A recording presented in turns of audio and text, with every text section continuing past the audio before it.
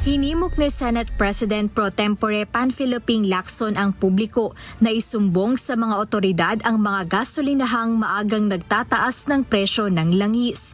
Ito ay kasunod ng mga ulat na may ilang establishmento na ang nagpapatupad ng oil price hike bago pa ang nakatakdang schedule ng adjustment.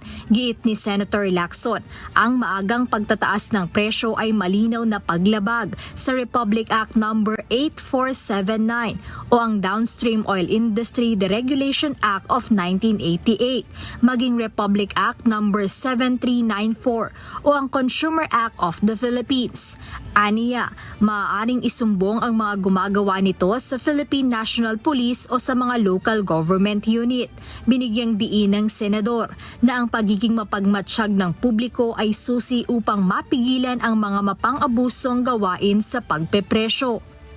Samantala nanawagan din si Senator Sherwin Gatchalian sa Department of Energy o DOE na higpitan ang pagbabantay laban sa profiteering o pananamantala sa gitna ng energy crisis na dulot ng tensyon sa Middle East. Bilang Vice Chair ng Senate Committee on Energy, binatikos nito ang mga retailer na agad nagtataas ng presyo sa tuwing may anunsyo sa world market. Paliwanag ni Senator Gatchalian, hindi sila maaaring agad na magpatupad ng oil price hike dahil ang hawak nilang stocks ay nabili pa sa mas mababang presyo kaya dapat aniyang ibenta ito sa makatwirang halaga. Nauna nang kinumpirma ng DOE na ang mga oil company ay mayroong inventaryo na tumatagal hanggang 30 hanggang 50 araw kaya't walang basihan ang biglaang pagtaas ng singil.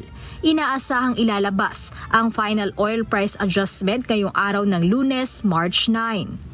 Jed Neresina, humahataw sa balita ngayon.